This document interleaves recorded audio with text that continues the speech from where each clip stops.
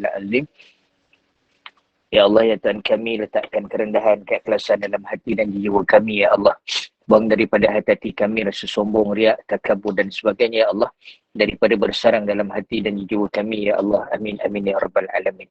Terima kasih pada Puan, pengurusi, pembuka bicara ilmu pada pagi ini, Ahli Jatuhan Kuasa, Germa Yasin Nur Iman dan seluruh yang hadir bersama dalam majlis ilmu taman-taman syurga yang mudah-mudahan dirahmati dan berkati oleh Allah Subhanahu wa taala. Alhamdulillah, syukur pada Allah dengan izinnya, dengan inayah kudrah ketentuan Allah Subhanahu wa taala, kita masih lagi diberi kehidupan, kita masih lagi diberi ruang peluang oleh Allah Subhanahu wa taala untuk berada atas muka bumi.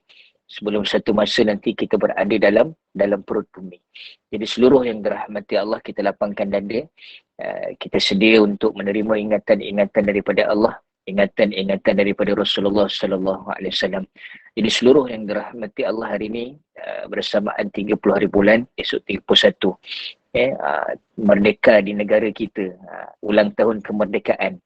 Bila sebut ulang tahun kemerdekaan, bagaimana lepas dari penjajahan, lepas daripada penjajah, dan timbulkan persoalan bagaimana kita masih lagi dalam keadaan dijajah atau tidak. Daripada sudut kepala otak kita, minda kita, begitu juga jiwa kita dan kehidupan kita dalam kekangan kontrol diri kita sendiri atau kekangan daripada luar dan sebagainya. Allahu Akbar. Apapun, kita kena sedar kita ni hamba Allah. Biar kita dalam keadaan kawalan, pandangan, perhatian daripada Allah Subhanahu wa taala. Jadi insya-Allah kita sambung berdasarkan buku ini, Hadiah saya yang terbukti masa kini. Jadi teman-teman seluruh yang dirahmati Allah yang berhajat untuk buku ni, alhamdulillah baru kita print semula. Jadi dah ada dah, boleh melalui Shopee dan sebagainya, atau boleh PM saya untuk kami postkan dan sebagainya, insya-Allah. Untuk kita ambil manfaat, kita boleh rujuk sama-sama, insya-Allah. Baik, tajuk seterusnya muka surat 87, kerosakan ekosistem. Kerosakan ekosistem. Pelbagai bencana alam, tanah runtuh, banjir, pemanasan global, global warming, perubahan cuaca ekstrim, kemarau panjang, semuanya adalah akibat tangan-tangan jahat manusia. Sebagaimana firman Allah dalam surah Rum ayat yang ke-41. Zaharal fasadu fil barri wal bahr bima kasabat aydin nas liyudhiqahum ba'dal ladzi amilu la'allahum yarji'un. Telah nampak kerosakan di darat dan di bumi disebabkan kerana perbuatan tangan manusia, supaya Allah merasakan kepada mereka sebahagian daripada akibat perbuatan mereka, agar mereka kembali ke jalan yang benar. Kadang kita menyalahkan ini bencana, ini musibah, ini Allah datangkan. Tapi sebenarnya di sebalik Allah datangkan atas kerosakan yang manusia itu buat, musibah ini diundang atas kerosakan manusia itu buat. Jadi kita muhasabah balik apa yang berlaku hari ini. Contoh di Pakistan, sampai darurat, sebab apa berjuta yang terlibat, beratus yang mati dan sebagainya. Dan di mana pun bila ada banjir, bila ada tanah runtuh dan sebagainya, atas kerosakan manusia itu buat. Di samping benda itu datang, musibah itu datang atas perbuatan manusia. Kerosakan daripada tangan dan kerosakan boleh jadi daripada perbuatan, daripada amalan dia. Yang dosa yang dilakukan yang mengundang bala Allah Subhanahu wa taala. Dan ayat yang lain daripada surah Al-Baqarah 204 yang bermaksud di antara manusia ada yang ucapan yang mengenai kehidupan dunia menarik hatimu dan dipersaksikannya kepada Allah atas kebenaran isi hatinya, padahal dia adalah penentang yang paling kuat. Dan jika dia berpaling daripada kamu, dia berjalan di muka bumi untuk mengadakan kerosakan padanya serta merosak tanam-tanaman dan binatang ternak, dan Allah tidak menyukai kebinasaan. Kadang ada orang bercakap sesuatu tentang keduniaan, kita sampai tertarik, sedangkan dia cerita tentang keduniaan itu dalam keadaan dia melakukan kerosakan. Dia bangga dengan melakukan kerosakan, keuntungan itu atas kerosakan yang dilakukan. Itu sebab jangan mudah kita tertarik dengan dunia. Itu sebab saya nak share sesuatu nikmat yang ada pada kita, kita sebut Masya Allah. Kita sebut Masya Allah. Tapi satu-satu nikmat yang kita lihat pada orang lain, Allahu yubarik. Mudah-mudahan Allah berkati kamu. At-tabarakallah. At-tabarakillah. Itu ucapan. Mudah-mudahan Allah berkati. Kadang jangan kita rasa tertarik sebab apa, kita tak tahu apa yang dilalui dalam keadaan Allah redha, Allah berkati atau sebaliknya. Allahu yubarik. Allah Allah yubarik. Barakallah. Ya, tabarakillah untuk yang perempuan. Ya, apapun tabarakallah itu boleh juga. Jadi saya sebut balik Masya Allah untuk kita. Bila sebut Masya Allah dalam keadaan sesuatu tu Allah takdirkan pada kita. Sebutan Masya Allah. Bukan Masya Allah pada melihat pada yang lain. Tapi melihat rezeki atau nikmat pada orang lain, kita sebut Allahu yubarik. Jadi seluruh yang dirahmati Allah, maksudnya mudah-mudahan Allah berkati kamu. Jadi seluruh yang dirahmati Allah dalam era serba moden ini, banyak terjadi kerosakan ekosistem, yakni alam sekitar hidup. Akibat keserakahan manusia mencuri kekayaan alam. Allahu Akbar. Saya dengar dalam radio tadi, Tasik Chini, tempat bersejarah. Bagaimana Tok Batin pun mengamuk kan. Tok Batin yang jaga hutan tu kan. Saya dengar kat radio tadi, bagaimana dah mula ekosistem rosak, pembalakan mudah. Allahu Akbar, secara rakus. Demi nak dapat keuntungan tapi dia tak peduli. Satu masa, bila sebut kiamat ni, bukan hanya Allah hamburkan gunung ganang, tapi akibat daripada ditarah. Tarahan, bukit-bukit, tengok di puncak alam di mana, pokok-pokok ditebang, kadang monyet pergi masuk rumah dan sebagainya. Sebab apa? Dia punya habitat dah diceroboh dah tak ada tempat dah. Itu sebab kita muhasabah sama-sama seluruh yang dirahmati Allah. Di zaman ini, banyak hutan ditebang. Berlaku penebangan haram. Lahan-lahan pertanian dan perkebunan menyempit kerana dibangunkan industri. Banyak lahan-lahan kosong dibiarkan kering kontang. Bermakna kawasan-kawasan lapang ni dibiarkan kosong. Kawasan lapang dibiarkan kosong. Sepatutnya diletak, dicucuk tanam dan sebagainya. Allah, macam saya ni di pondok, di sawah padi kita nampak hijau, nampak tenang. Subhanallah, satu terapi. Tapi bila mana ditebang, hijau-hijau dah tak ada dah. Hijau-hijau dah tak ada, ekosistem ni jadi rosak. Maka akibatnya banyak terjadi bencana alam, banjir, tanah runtuh, kemarau, kebakaran dan kekurangan air di berbagai belahan bumi.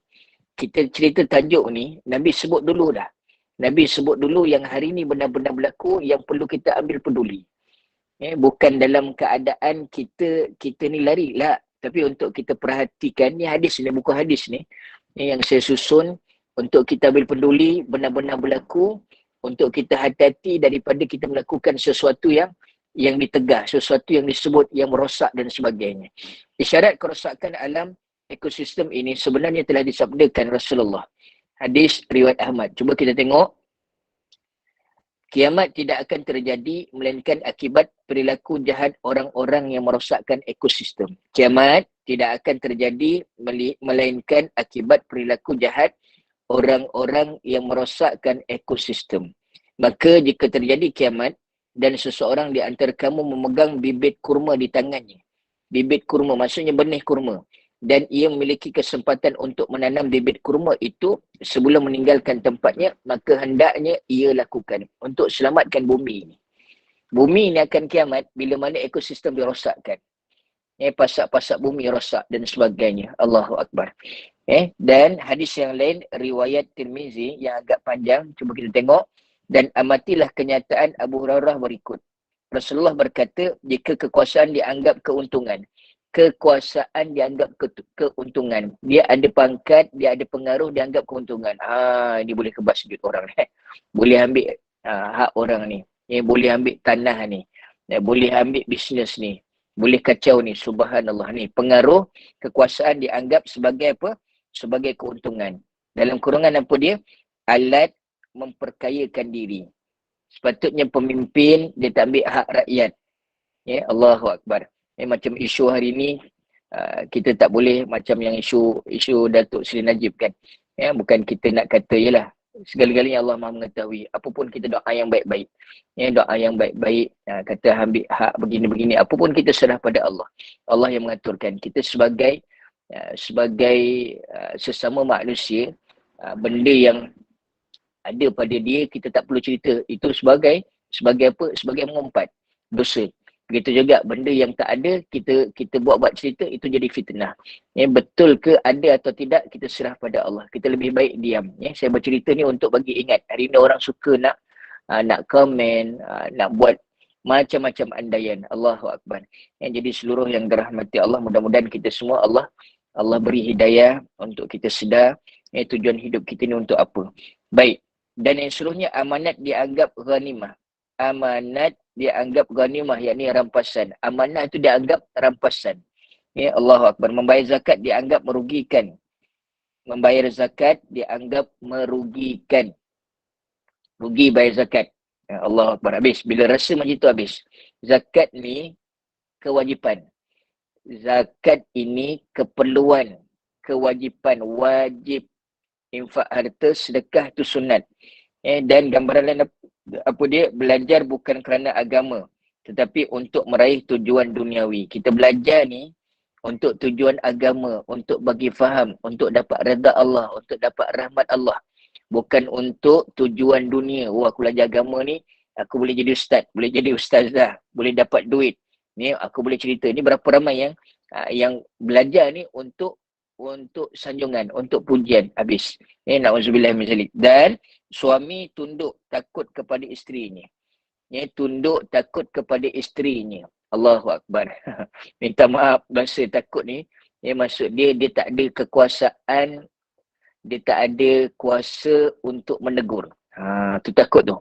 Menegur. Dayus, seorang suami, biarkan isteri dalam keadaan tak jaga aurat. Biarkan isteri dalam keadaan tidak dididik dengan agama, tidak dididik dengan tarbiyah dengan sebaik-baiknya. Itu maksud takut. Dan anak derhaka terhadap ibunya dan membenci ayahnya. Ni berlaku. Menyokong kawan yang menyimpang daripada kebenaran. Bersuara kuat, berteriak-teriak di masjid. Orang fasik menjadi pemimpin satu bangsa. Orang fasik. Fasik ni apa? Orang yang berdosa. Yang suka buat maksiat. Yang melakukan dosa. Allahu Akbar. Orang jahat dan hina dinobatkan menjadi pemimpin. Orang disegani kerana takut pada kejahatannya. Segan tu sebab takut. Hormat tu sebab takut. Bukan patut dihormati. Para biduan. Biduan apa dia? Artis lah. Bahasa dia artis hari ni.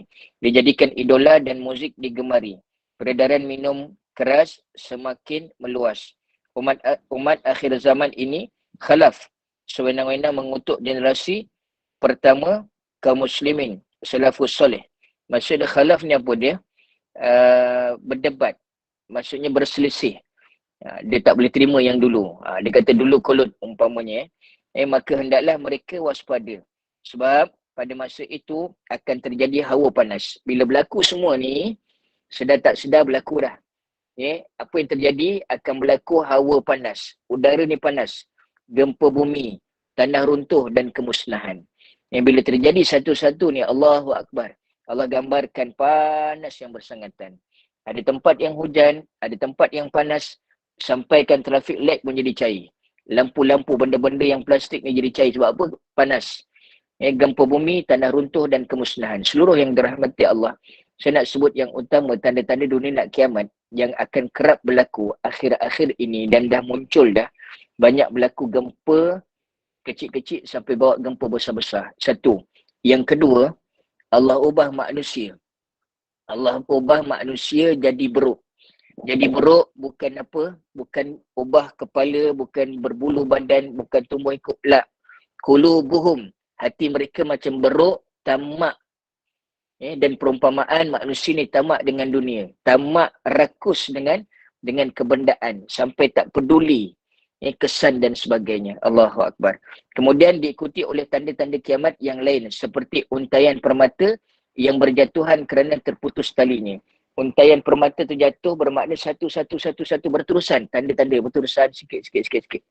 Ya Allahu Akbar. Dan semua itu pasti bakal berlaku di tengah-tengah umat ini. Di zaman kita ni. Kita disebut sebagai akhir zaman.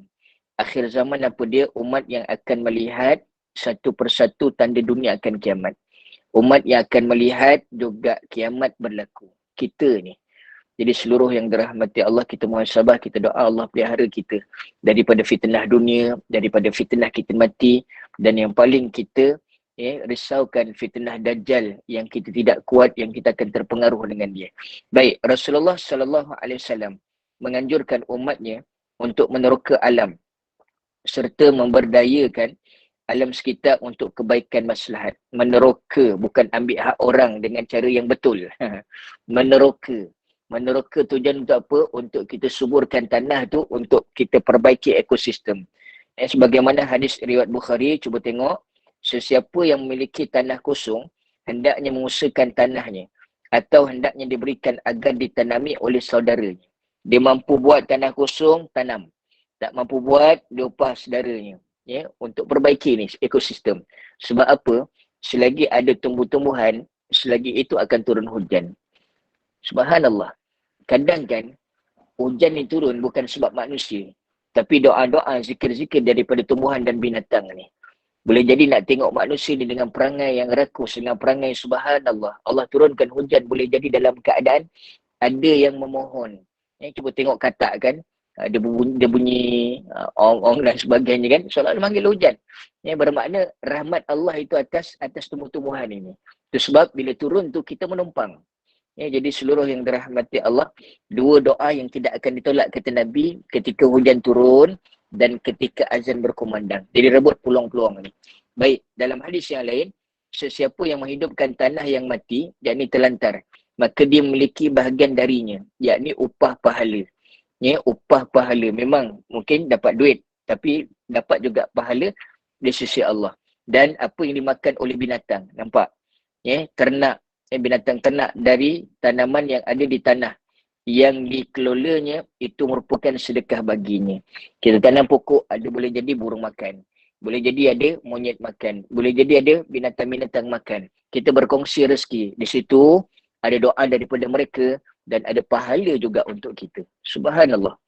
Yang suka cucuk tanam silakan. Hidroponik ke apa benda, tapi kan dalam pasu, di dalam bekas kan. Tapi kalau boleh di atas tanah ni, nak suburkan tanah. Subhanallah.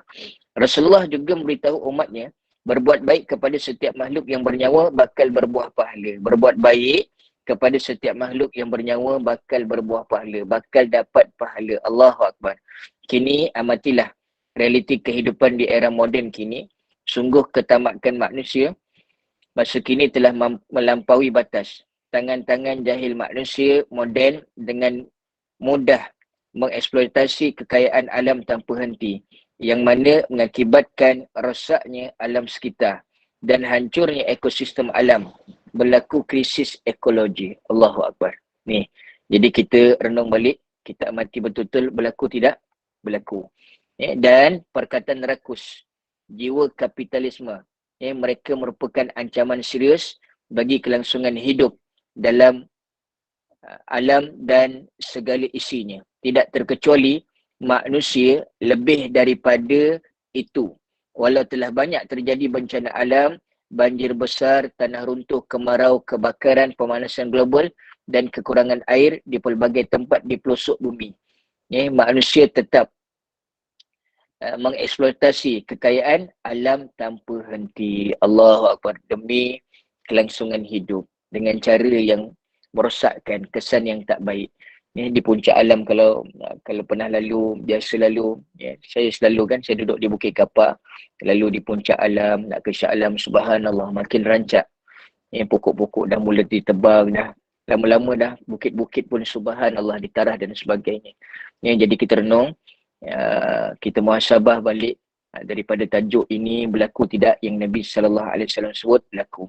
Jadi caranya, sampailah ada benih, istilahnya benih kurma. Boleh jadi kita apa yang kita makan, ada benih cili ke benih apa, kita tanam. Sebelum kita tinggal ke tempat itu, tanam di mana pun mudah-mudahan. Kita minta izin, tanah tu jangan tanah orang dan sebagainya. Kalau kita tanam pun, cakap, okey saya dah tanam sini. Pulang awak nak terima ke? Kalau tak, awak korek baliklah. Bermakna ni untuk perbaiki apa dia? Ekosistem. Allah alam tajuk ni. Jadi mudah-mudahan faham. Ada nak bertanya? Silakan.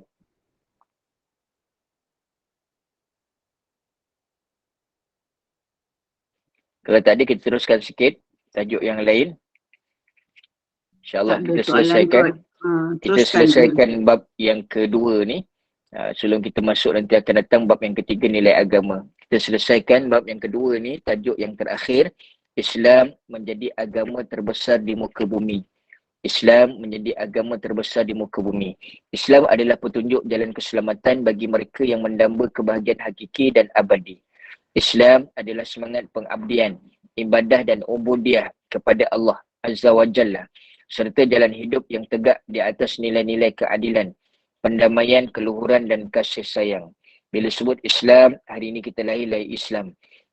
Islam kita bagaimana? La yabqa minal Islam illa ismuh. Tak ada nanti yang tinggal, kata Nabi, Islam tu hanya pada nama. Cara hidup jauh daripada Islam, cara bercakap, segala-galanya pakaian tidak melambangkan dia Islam. Jadi seluruh yang dirahmati Allah dan insan Muslim sejati selalu tunduk dan pasrah kepada perintah dan larangan Allah. Kita Muslim ni sejati atau tidak? Taat betul-betul perintah Allah, tinggal betul-betul tidak perintah Allah Subhanahu Wa Taala. Yang bermakna tinggal betul-betul larangan Allah. Buat apa yang Allah perintahkan dan tinggal betul-betul apa yang Allah larang. Jadi seluruh yang dirahmati Allah sentiasa bersikap damai, tenang, rukun, selamat, penuh, toleransi dan menyelamatkan orang lain. Saya nak share, zaman hari ini zaman yang penuh dengan tekanan. Sampai daripada sudut kesihatan, bahasa sains dia disebut anxiety. Anxiety, tekanan. Yang saya buatlah daripada dulu saya dapat daripada orang-orang yang baik juga. Dia kata start anxiety ni sebenarnya kita balik kepada pemikiran kita, balik kepada jiwa kita. Ramai anak-anak muda, saya pun pelajar-pelajar pondok daripada macam-macam masalah, mereka menghadapi tekanan, anxiety, kemurungan dan sebagainya. Jumpa pakar, dia bagi ubat lebih untuk menenangkan, tapi lebih ketenangan itu bila kita balik pada Allah. Saya nak share seluruh yang dirahmati Allah. Antara amalan yang saya buat daripada dulu, yang kita pandang langit, kita sebut Ya Allah. Kita sebut Ya Allah. Kita bunyikan. Kita seolah-olah kita pasrah. Allah atau Ya Allah. Allah, kita pandang langit. Dan kita zikir antara dia, Ya Latif. Ya Latif. Mohon kelembutan. Mohon redupkan apa yang tak baik. Dan satu lagi, zikir Ya Qahar. Ya Qahar yang maha perkasa. Yang bermakna apa? Anxiety ni bahasa kita buruk sangka. Prasangka yang tak elok. Prasangka yang tak elok apa dia? Prasangka kepada Allah. Kita mikir macam-macam ni nanti jadi macam ni, jadi macam ni. Buruk sangka pada siapa? Pada Allah. Allah yang mengaturkan kehidupan kita ni. Jadi antara amalan ni saya nak share, mudah-mudahan kita balik kepada Allah. Tengok langit. Saya bila datang pondok ni, subhanallah, tengok hijau, sawah padi, tengok langit nampak tenang. Subhanallah, kita sebut Allah. Kita serah pada Allah, kita balik pada Allah. Itu sebab saya nak share semalam, saya urus satu jenazah. Saya duduk di Bukit Kapar, biasa ada pengurusan jenazah sendiri. Kebetulan saya semalam, saya free, dia telefon ustaz minta tolong tak dia menguruskan jenazah. Saya datang urus jenazah. Bila datang tu, tengok-tengok daripada hospital kan, di bungkus dengan plastik, kita buka, subhanallah, saya kenal orang ni. Bapak datang, ustaz, ini anak saya ni kerja di TV Al-Hijrah, bahagian penerbitan berita. Saya kata, saya kenal, subhanallah. Allah nak tunjuk, saya uruskan jenazah ni, datang TV Hijrah. Jadi kamu terkejut macam mana ustaz di sini kan. Jadi nak cerita apa, akhir-akhir ini ramai kematian di kalangan anak-anak muda. Sebelum ni 23 tahun, 20 tahun, 18 tahun, subhanallah. Memang benar Nabi sebut akan datang tanda-tanda dunia nak kiamat, Allah matikan anak-anak muda ni lebih ramai. Jadi subhanallah, lebih awal dulu. Itu sebab kita kena banyak-banyak muhasabah. Kita memanglah mati itu dalam keadaan ajal. Tapi lebihnya bagaimana kita menguruskan kehidupan itu sebelum kita mati. Mati dalam keadaan subhanallah, dalam keadaan tekanan, itu yang kita paling takut. Sampai takut-takut tak boleh nak ucap syahadah, sampai kita jauh daripada Allah Subhanahu Wa Taala. Baik. Al-Quran menyatakan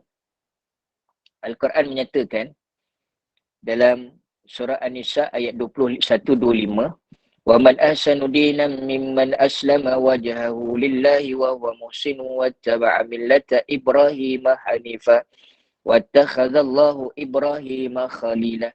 Dan siapakah yang lebih baik agamanya daripada orang yang ikhlas? Agama tu lebih baik pada dia. Maksud dia orang yang baik dengan agama dia adalah orang yang ikhlas menyerahkan dirinya kepada Allah. Ikhlas menyerahkan dirinya kepada Allah. Hidup kita ni untuk Allah. Ikhlas atau tidak? Kadang macam tertahan. Yang kita buat sesuatu ni macam ada sesuatu yang sangkut. Tak lepas kita pada Allah. tak serah pada Allah. Yang semalam meninggal hamba Allah ni, sahabat saya ni daripada TV Al-Hijrah, dia kerja di TV Al-Hijrah, anak dia kecil lagi. Saya ajak dia mandikan, ustaz tak tahu, ustaz tak apa, saya ajar. Siram ayah ni.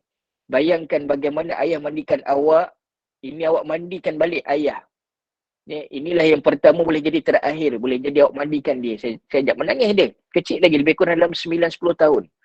Allahu Akbar. Jadi kita kena banyak muhasabah balik. Diri kita ni, kita ikhlaskan dalam kehidupan. Ikhlas ni tidak mengeluh. Sesuatu yang Allah gambarkan ikhlas benar-benar dan tak perlu kita sebut di mulut. Kerana bagi ikhlas dia ikhlas. Tapi dalam hati ni meronta-ronta kan. Allahu Akbar. Sedang dia juga mengerjakan kebaikan. Dan dia mengikuti agama Ibrahim yang lurus. Agama Ibrahim bermakna sebelum datang Nabi Muhammad SAW. Dan Allah mengambil Ibrahim menjadi kekasihnya, Khalilullah. Dan kita tengok terus realiti kehidupan di era moden kini. Belahan bumi yang majoriti dihuni umat Islam adalah Indonesia, Pakistan, Bangladesh, Mesir, Nigeria, Iran, Turki, Aljazair, Morocco dan negara-negara tersebut jumlah umat Islam puluhan bahkan ratusan juta jiwa. Bahkan India meskipun bukan negara Muslim, jumlah umat Islam di India sejumlah 177 juta. Kita dengar baru-baru ni. Pakistan. Subhanallah, jutaan yang kena musibah sampai di isytihar darurat. Ratus yang mati dan sebagainya. Allahu Akbar. Nak cerita orang Islam ramai. Jadi masa kini trend mereka yang memeluk Islam berkembang pesat di negara-negara Eropah, Amerika, bahkan kota Devon di Michigan, Amerika merupakan satu-satunya di kota di negara kafir yang dengan berani menerapkan syariat Islam.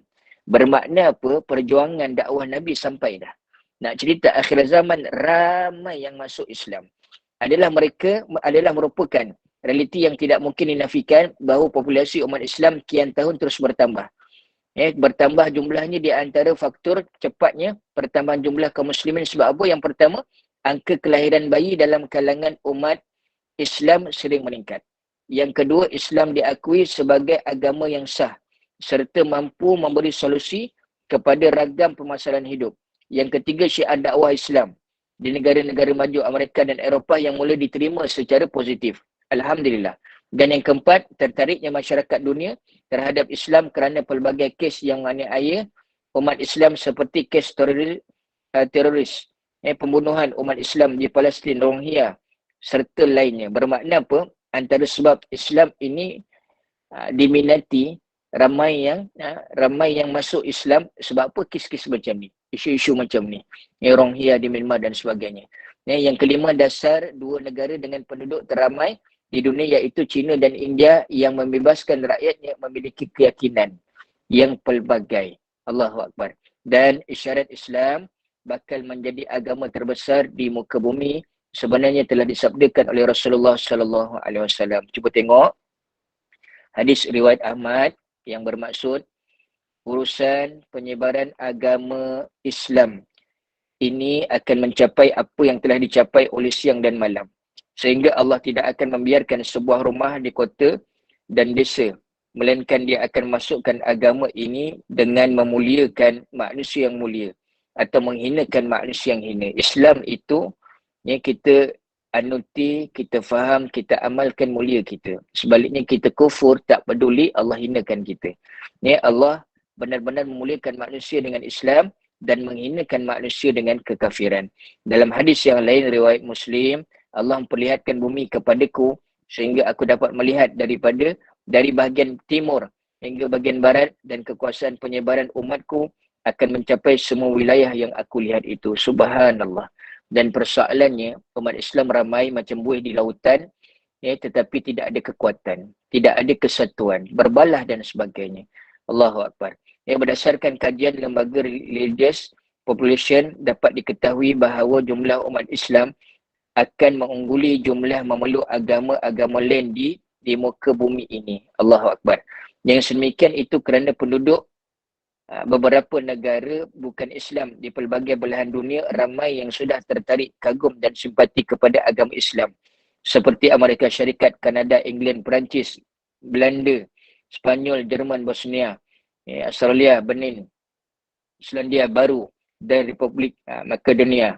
Demikian halnya dengan China dan India, ramai penduduk di dua negeri raksasa tersebut yang bersimpati dan berhasrat menjadi Muslim. Cuba kita tengok kiraan-kiraan bancian. 2013 berapa banyak tu. Yang begitu juga taburan menurut agama Islam berapa, Kristian berapa. Saya minta bacalah masing-masing, tengok dia punya bilangan-bilangan tu. Islam tertinggi. Dan sedangkan pemeluk agama Islam 2 bilion hanya berselisih 100 juta je. Ini sampai dia punya bancian tu.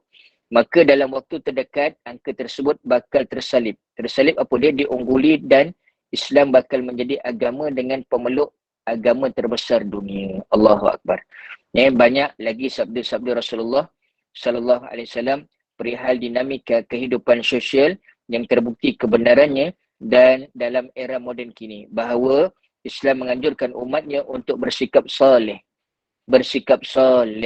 yakni baik dalam interaksi sosial bermasyarakat. Islam ramai tapi yang solehnya tak ramai. Cara bermasyarakat pun subhanallah timbul pergaduhan dan sebagainya. Jadi seluruh yang dirahmati Allah, kita muhasabah, kita renung apa yang disebut oleh Nabi, apa kebenarannya.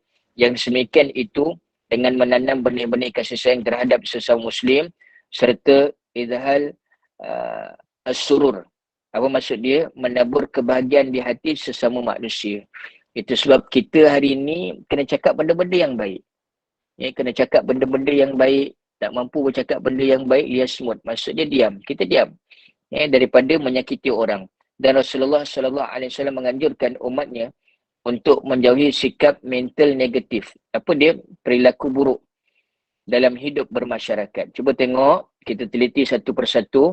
Apa dia sikap buruk? Yang pertama, jangan saling menghasut. Jangan saling hasut. Saling menipu, saling membenci, saling membelakangi. Dan janganlah sebagian daripada kamu membeli barang-barang yang telah dibeli oleh orang lain. Orang lain dah beli dah, dia beli balik. Jangan. Jadilah hamba-hamba Allah yang bersaudara. Bila sebut bersaudara ni tak bergaduh. Saling bantu-bantu. Orang Muslim adalah saudara bagi Muslim yang lain. Maka jangan berlaku aniaya kepadanya. Jangan menganiaya. Jangan membohonginya. Dan jangan merendahkannya. Takwa itu di sini. Sambil Nabi tunjuk ke dadanya. Ha huna. Takwa ha huna. Maksud dia takwa di sini ni. Ni di sini iman kita ni. Bukan di mulut, bukan di pakaian. Tapi dalam ni. Allahu Akbar. Cukuplah seseorang dilabel manusia jahat jika dia merendahkan saudaranya. Kita merendahkan orang lain, subhanallah, disebut jahat. Disebut kita tak baik. Darah, harta dan kehormatan individu Muslim adalah haram bagi Muslim yang lain. Allahu Akbar. Jadi seluruh yang dirahmati Allah, dua tajuk tadi, kerosakan ekosistem Islam ini, subhanallah, tersebar di satu dunia. Kita cerita pada pagi ni, apapun seluruh yang dirahmati Allah, saya nak simpulkan daripada dua tajuk, daripada sembang kita pada pagi ni, bicara ilmu kita pada pagi ni. Yang pertama, kita lapangkan dada, kita rendahkan diri, bukan sombong diri. Kita melihat kekurangan diri, di situ kita takkan timbul kita merendahkan orang lain. Saya nak sebut bagaimana saya belajar dengan mendatangi orang-orang gelandangan, jalanan, rakan-rakan jalanan di Lorong Haji Taib dengan Tuan Haji Zainal tempoh hari. Bagaimana dia sebut, Ustaz, saya nak belajar buang sangka buruk. Saya nak belajar buang sangka buruk. Allahu Akbar. Kadang kita melihat orang yang nampak rendah, daripada taraf kehidupan, nampak macam jahil, kita jangan mudah sangka buruk. Sebaliknya kita tunjukkan bagaimana Ansar dan Muhajirin mereka berkawan. Mereka berkawan dalam tolong menolong. Sama-sama kita perbaiki. Di situlah akan timbul keikhlasan. Di situlah akan timbul subhanallah nilai amalan kita, nilai yang sebenar kita untuk penilaian Allah, bukan penilaian manusia. Saya nak cerita bagaimana kisah saya duduk di Maldives 5 hari. Waktu tu nak ke Mekah. Mula-mula Malaysia boleh pergi untuk ke Mekah. Mula-mula Mekah dibuka untuk orang luar. Saya pergi antara orang Malaysia yang awal saya pergi. Dengan tim lebih kurang dalam 19 orang. Saya waktu tu dengan Abang Abius, yang pelakon, yang pelawak tu, bawa dia. Dalam penerbangan tu, dia pingsan, goyang. Kapal terbang ni dia goncang agak kuat waktu tu. Waktu tu dia duduk sebelah berampiran dengan Ustazah Hafizah Musa. Ustazah Hafizah Musa waktu tu pergi dengan PA dia. Dia nak cerita pun dia pingsan. Bila pingsan, ada medical, dia check apa semua. Dan bila transit di Maldives, dia kata kena turun. Jadi medical daripada Maldives pun dia kata kena turun, tak boleh teruskan perjalanan. Jadi saya turun. Saya dengan dia turun dan waktu tu benar-benar saya rapat dengan dia daripada 2013. Benar-benar Allah nak uji saya punya keikhlasan. Bantu dia bagaimana. Padahal bukan siapa-siapa, tak ada pertalian darah. Di situlah Allah nak test. Sepatutnya kita nak raih Maulid Rasul di Madinah, tapi Allah test kita di Maldives. Dan waktu tu antara hikmah dia saya tengok bagaimana Maldives ni satu negara yang cantik, majoriti Islam dan subhanallah masjid dia sangat-sangat imarah. Sangat-sangat imarah. Dan bila di sebalik ujian itu ingat yang diuji, kita kena fikirkan Allah datangkan sesuatu mesti terbaik. Allah tak datangkan sesuatu dalam keadaan yang tak baik. Untuk kita fikir, untuk kita muhasabah diri. Termasuk apa yang terjadi ni untuk saya nak ceritalah atas pengalaman ni. Macam bersama Abang Ebi dalam keadaan mula-mula sampai duduk hospital, dia tak ada makanan, betul-betul dalam beg saya ada susu Situ Joy apa benda tu kan, yang kita bancuh untuk dia, tak ada roti, tak ada apa, lapar, memang lapar, saya lapar, tak ada tempat duduk, baring dekat hospital tu kena halau, baring dekat surau kena halau dan sebagainya. Waktu tu kita benar-benar bila dia uji tu kita tanya ada Allah, sadarkan pada Allah. Dan waktu tu Abang Ibi menggigil, dia kata Ustaz tak ada makanan. Saya kata tak. Saya tanya dengan nurse apa semua, saya tak ada duit, saya cakap. Dia kata tak apa, saya belikan. Bayangkan, dalam keadaan kita tak kenal, tapi bila kita tunjuk sesuatu yang baik, cara yang baik, doa, Allah gerakkan hati manusia ni.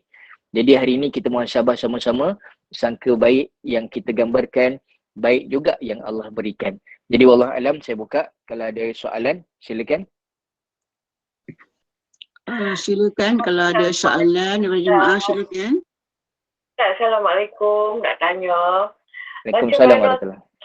Kita ikhlas, tapi macam mana kita nak bentuk ikhlas tu datang keluar daripada hati kita dengan mulut kita sekali. Macam mana kita nak buat? Hati kita ikhlas, mulut kita ikhlas. Terima kasih Ustaz. Assalamualaikum. Dia sebenarnya, dia bukan hati ikhlas, mulut tak ikhlas.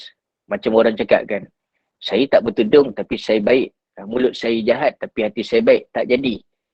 Takkan jadi macam tu. Semua akan bermula daripada hati. Hati baik, dia akan terjemahkan keluar. Mulut akan ikut baik. Tangan, perbuatan akan ikut baik. Dia takkan jadi.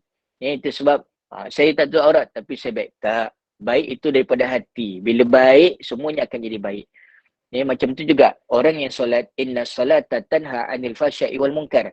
Sesungguhnya sembahyang itu boleh mencegah perbuatan keji dan munkar. Berapa ramai yang sembahyang tapi masih lagi berzina, mencuri. Sebab apa? Sembahyang masih lagi tidak sempurna. Perbetulkan balik. Itu sebab hati baik, hati ikhlas, mulut ikhlas. Tak. Tak ada macam tu. Istilahnya kita bentuk hati. Itu Nabi sebut tadi, taqwa hahuna. Taqwa tu dekat sini. Bila sebut dekat sini, kita punya kasat hati kita benar-benar kepada Allah Subhanahu Wa Taala. Allah akan campakkan dalam hati kita ketenangan. Allah akan campakkan dalam hati kita kebahagiaan. Tenang ni, bahagia ni bermula daripada sangka baik. Bermula daripada pemikiran kita dan keikhlasan dalam hati kita. Insya-Allah akan tenang, insya-Allah akan bahagia. Sandaran kita kepada Allah Subhanahu Wa Taala. Wallahu alam, mudah-mudahan menjawab. Silakan kalau ada lain. Ada soalan lain, silakan.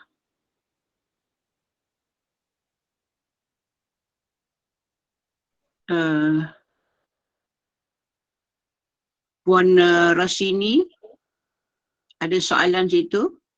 Maaf, dia nak tanya, ada di kalangan ustaz di tempat kita sekarang, ada ustaz sama ustaz berbahas dengan hukum-hukum dan pendapat macam mana ya? Tu. Baik, saya tak berani nak bercakap.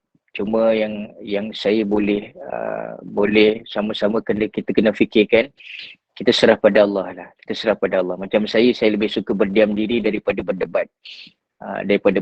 Kadang ialah orang awam yang nak baru kenal Islam, bila melihat gambaran begini nampak Islam tu subhanallah. Yang kita nak jadikan sandaran tu macam tak elok pula kan dengan berdebat dengan begini. Apa pun saya boleh sebut, mudah-mudahan kita kena macam ni. Hari ini akan lahir juga ulama yang ulama yang bercakap agama tapi untuk dunia. Itu kita kena berhati-hati.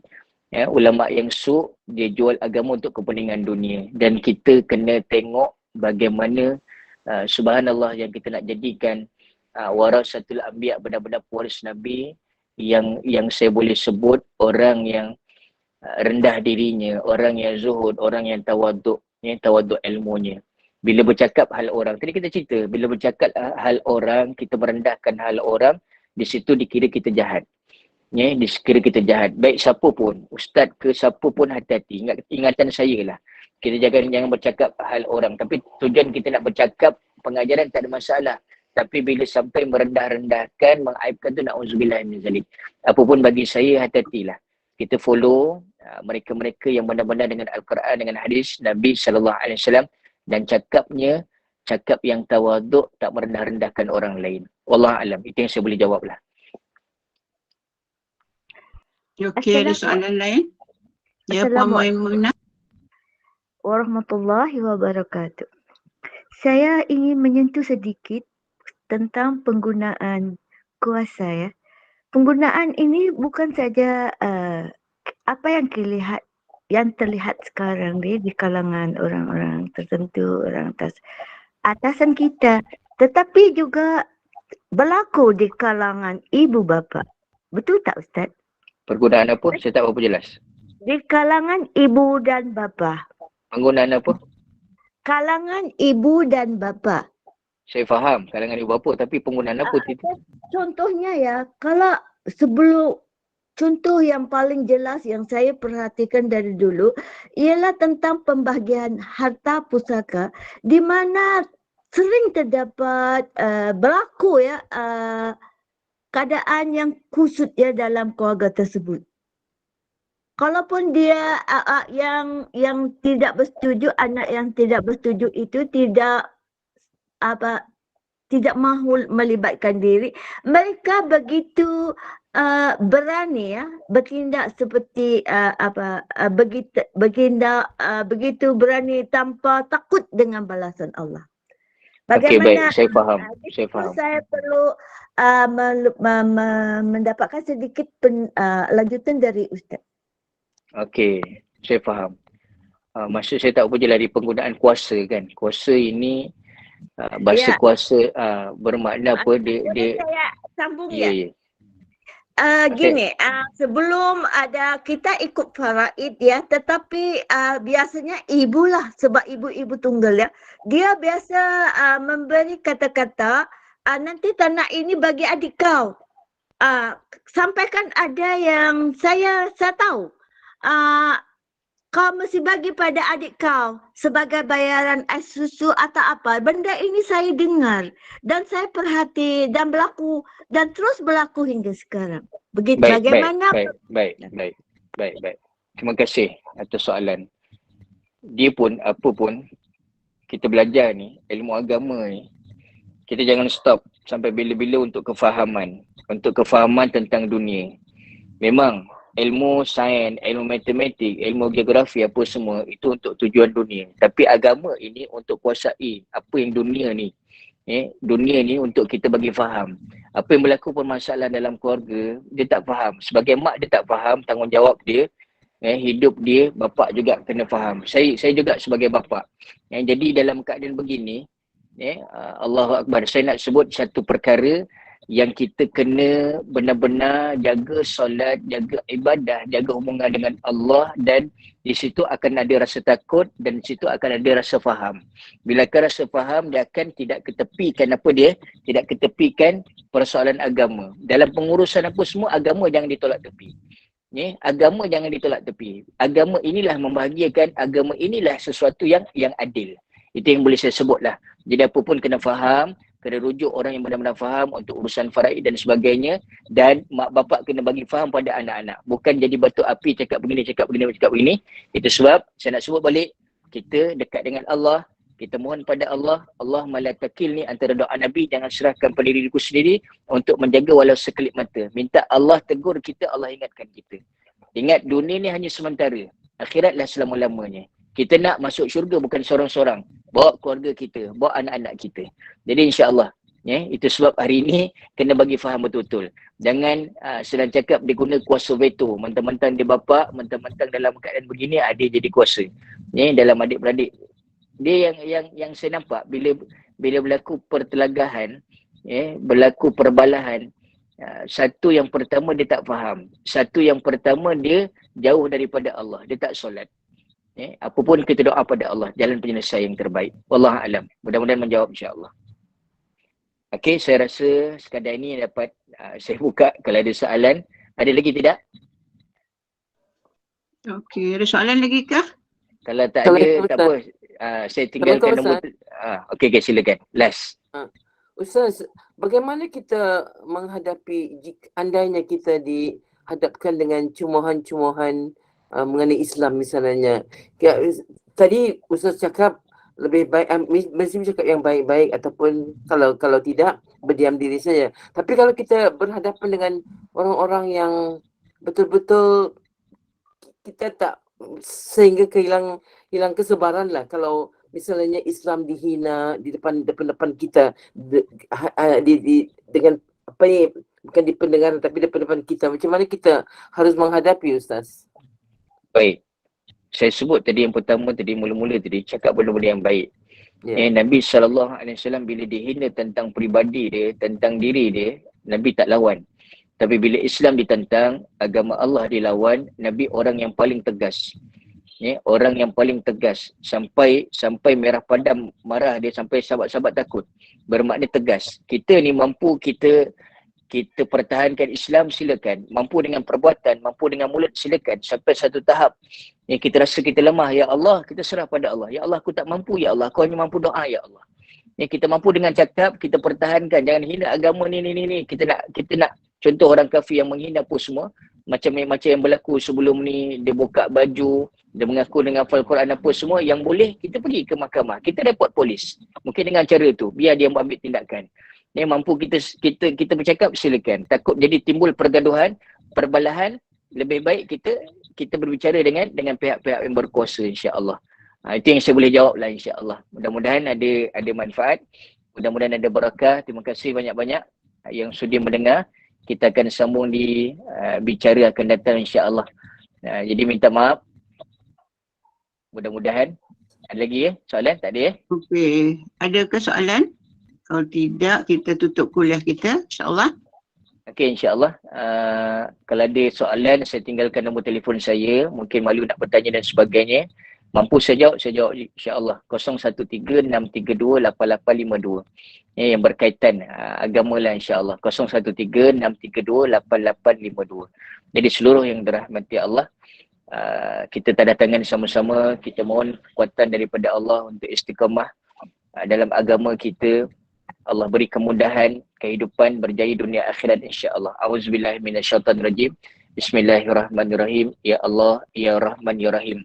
Kami mohon, ya Allah, berkatilah himpunan ilmu kami pada pagi ini, ya Allah. Satukan hati-hati kami, ya Allah.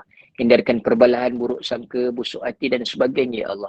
Ampunkan dosa-dosa kami, dosa ayah ibu kami, dosa ahli keluarga kami, dosa seluruh umat Islam yang masih hidup atau telah pergi meninggalkan kami, ya Allah. Ya Allah, kami mohon, ya Allah. Pandanglah diri kami ini dengan pandangan rahmat-Mu, dengan rahim-Mu, ya Allah. Berilah kami rahmat-Mu, ya Allah. Berilah kami hidayah petunjuk-Mu, ya Allah. Jangan biarkan kami leka dan lalai, ya Allah. Sabarkan kami di saat kami nak marah, ya Allah. Tabahkan kami di saat kami jatuh, ya Allah. Ya Allah, bangunkan kami, ya Allah. Ya Allah, ya Rahman, ya Rahim. Jadikan kami hamba-hamba-Mu yang soleh dan soleha, ya Allah. Ya Allah, jadikan kami hamba-hamba-Mu yang bakal masuk syurga, ya Allah. Jadi ahli syurga, ya Allah. Ya Allah, ya Rahman, ya Rahim. Permudahkan urusan kami, dunia akhirat kami, ya Allah. Ya Allah, ya Rahman. Jadikan dunia ini kebaikan pada kami, akhirat kebaikan pada kami, dan hindarkan kami daripada azab api neraka, ya Allah. Wassallallahu ala sayyidina Muhammad. Subhana rabbika rabbil izzati amma yasifun. Wassalamun alal mursalin. Alhamdulillahi rabbil alamin. Taqabbalallahu minkum. Kita jumpa lagi, insya-Allah. Tangguh dengan tasbih kafarah dan surat Al-Asr. Subhanakallah wa bihamdik. Asyhadu an la ilaha illa anta. Bismillahirrahmanirrahim. Jumpa lagi, insya-Allah. Assalamualaikum warahmatullahi wabarakatuh. Waalaikumsalam warahmatullahi wabarakatuh. Alhamdulillah, syukur Ustaz. Diizin beri peluang kita berada di halaqah ilmu. Ustaz pun dah keluar dah. Jadi alhamdulillah, moga kita semua Allah adalah sebaik-baik perencana, yakinkan bahawa apa pun siapa di sebalik hikmah apa yang berlaku, Allah sangat hebat dan sempurna seperti Ustaz tadi. Semuanya berbalik kepada Allah, serah kepada Allah, ikhlas dalam kehidupan kita. InsyaAllah kita terima kasih kepada semua dan jangan lupa pukul 5.15 bersama dengan Ustaz Elin dan kemudian pada pukul 8 sama Ustaz Abdul Umar. Dan pada malam ini Ustaz Naim tak dapat bersama kita, kita gantikan lagi dengan Ustazah Wanjah Senapi. InsyaAllah kita dapat bersama dengan Ustazah Wanjah lagi pada pukul 9.15, iaitu tajuknya Isteri Solehah, Isteri yang Pintar. Jadi jangan lupa bersama dengan Ustazah kesayangan dari Mekah pada pukul 9.15 dan pukul 5.15 bersama dengan Ustaz Elin Eminin. Jadi teruskanlah mengimarahkan kuliah-kuliah ilmu. Terima kasih kepada semua. InsyaAllah jumpa lagi pada kuliah-kuliah datang. Sekian, wabillahi taufik. Assalamualaikum warahmatullahi wabarakatuh. Waalaikumsalam. Waalaikumsalam.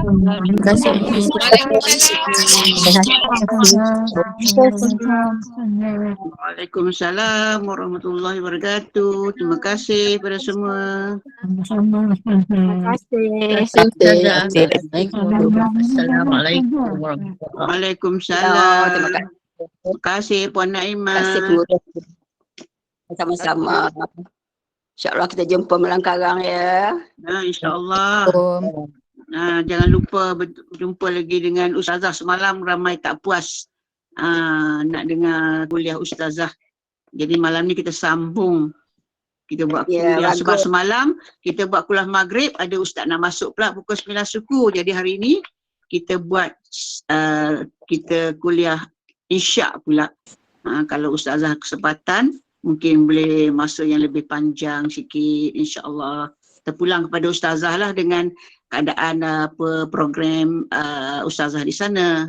Jadi insyaAllah kita dapat menerima ilmu bersama Ustazah insyaAllah. Puan Nur. Ya, saya Hasna. Allah. Saya ingat pukul 11 kelas Ustaz tu yang Allah terbabas. Kau apa Ustaz? 9.30 pagi ni. Pukul 9.30. Aduh, ya Allah. Kami cari-cari Tak tengok ni ke? Tak tengok WhatsApp ke? Tak tengok ni. Alah kan banyak orang komplain kena beli handphone baru. Alah. Weh, duit banyak tu. Duit banyak jangan simpan Ustaz kata. Beli baru. Beli handphone ke, iPad ke, iPhone ke untuk keperluan diri sendiri, untuk dapat ilmu. Jangan kena ikut duit tak ada, mati. Lain tu. Mahal pun ikut. Beli hadiah pada diri sendiri. Dia tak apa untuk diri sendiri tu, biar cari yang terbaik semua. Nur Syarina, Syafina baru masuk nak tengok kita macam tu. Apa-apa pun yang terbaik untuk diri sendiri. Tapi akak selalu fikir Untuk apa keperluan, untuk makan-makan, semua apa pun. Duk simpan-simpan duit tu nanti anak berebut pula harta. InsyaAllah tak adanya. Tak ada duitnya. Bodah. Jangan kata tak ada, nanti Tuhan ambil ni, jangan kata macam tu. Duk ada lah 102 ni. Lepas tu nak pergi mana? Cakap lah macam ni Kak Nak, Kak Mat. Cakap macam ni ada tapi tak banyak. Macam tu. Pandai tak ni cakap tak ada. Cakap ada tapi tak banyak. Semalam nak tergelak dengan Ustaz Naim awak ni lah. Lalu nakat dia. N suka sakat dia. Kenapa dia? Pasal dia suka sakat N. Dia suka kerja kat N. Tak. Tahu tak? Dia pun suka nyakak kan. Jadi N lagi dia pula. Tergelak seorang. Handphone sama. Aduh. Handphone sama. Dia tengok pelamba dia cakap dengan Ustaz. Tak mudah. Ustaz Tapi ni lagi apa tunduk-tunduk muka dia malu. Hari tu kan, kata kat Ustaz Farid, Ustaz kata minta undur diri, Ustaz jangan undur lang dinding. Ustaz tu senyum simpul je dia. Ustaz Farid tu jalan ke depan. Ustaz jalan ke depan, jangan jalan ke belakang jatuh. Betul kan terbayang kalau dia jatuh putih bungkang kita nampak. Masya Allah kata kan. Aduh, ya Allah Tuhanku. Okey, Kak Nah on the way ke Terengganu sekarang ni. So petang Kak tak tahu sempat ke tak dengar. Nak ke mana tu Terengganu? Ke mana? Nak pergi shopping ke? Pejabat agama. Pejabat agama. Malam dah. Oi. Malam kan Pejabat agama tu buat apa tu? Pejabat agama nak buat apa tu? Kat nikah Eh. apa? Buat suspend je Kak Nah kita. Asnas sebagai pejabat agama tu ada yang penting tu. Ada orang dah Minang ke? Nanti dapat mampus. Ada Minang ke? Ada orang Minang ke? Ada lah semua macam sabar. Ya Allah. Marai Kak Wan nanya, awak pun nak kelak. Kak Wan ni. Hari ni Kak Nah gelak, hati aku. Allah, sabar je lah. Kak Nah ada urusan lah. Kemarin dulu dah pergi. Hari ni dah selesai dia telefon so pergi ambil lah surat tu. So hari ni nak bergerak lah ni sampai keadaan. Selamat moga dipermudahkan perjalanan. Berapa kilometer dari Kemaman? Cuba bagi alamat sini Kemaman. Apa dia? Dari Kemaman Kuala Terengganu tu berapa kilometer? Dalam kilometer tak tahu ingat tapi dalam Berapa jam? 172 kilometer. So akhir dalam semalam pagi malam sampai. Tapi jalan tak jam, cepatlah sampai. InsyaAllah. Moga dipermudahkan segala urusan. Selamat pergi dan selamat balik. Jangan Lagu tidur. Akia off record. Allah bertuah. Rekod off. Aduh, cepat tutup.